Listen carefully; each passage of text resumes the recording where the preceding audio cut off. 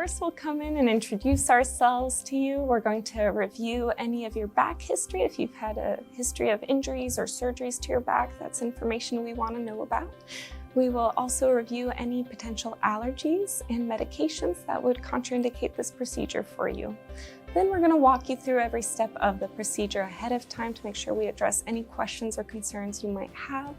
So we'll first have our participants stand up so that we can check the alignment of your shoulders and the top of your hip bones.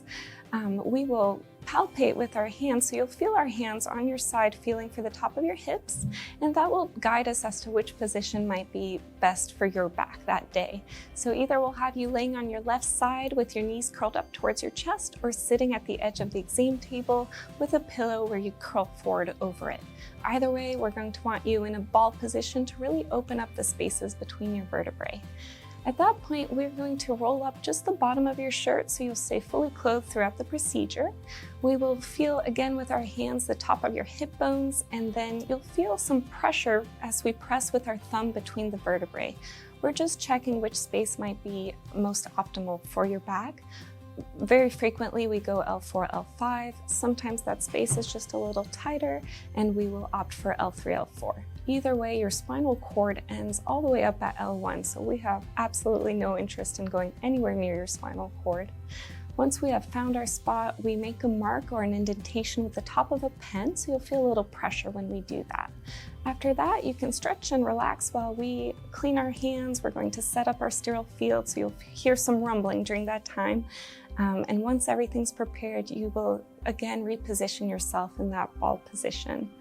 At that point, we're going to clean your lower back using a betadine solution. You'll feel 3 swabs cleaning your lower back. It'll feel a little cool and wet to your skin.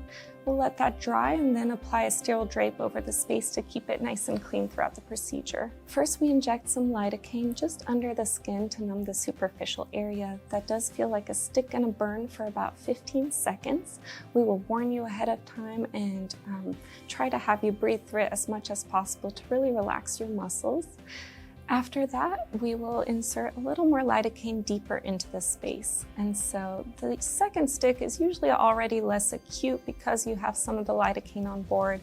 It will feel a little more dull, but you'll still feel some of that burning sensation deeper in that space. We're going to give that plenty of time to work. We will check before we proceed to make sure that it is properly numbed up. Sometimes people process lidocaine a little faster than others, in which case we always have extra lidocaine available if needed. Once you are properly numb, we will insert a very short introducer needle. That needle pierces through the skin and the subcutaneous layer. And then we thread a much thinner needle through that introducer needle to reach your spinal canal and retrieve some of the cerebrospinal fluid. Once we're in the space, the collection itself takes about 4 to 5 minutes. We use a very light back pressure on a syringe to gently have the fluid come out. Once the collection's complete, we will remove the tubing and we will remove the needles. You may feel some pressure changes as we remove those needles.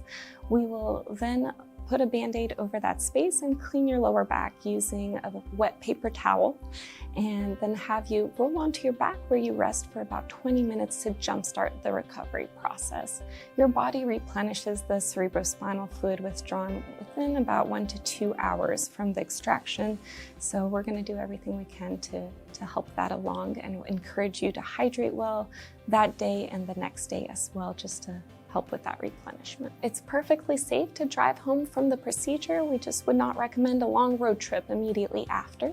We do recommend avoiding strenuous physical activity for 24 to 48 hours after the procedure.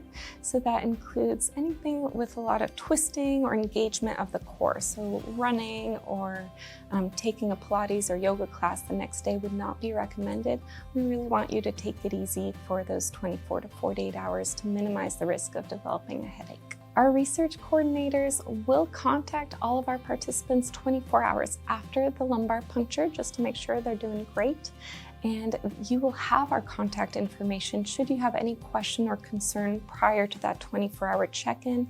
You can always contact our team. Our team is well equipped to guide you through the next steps that might improve your healing process.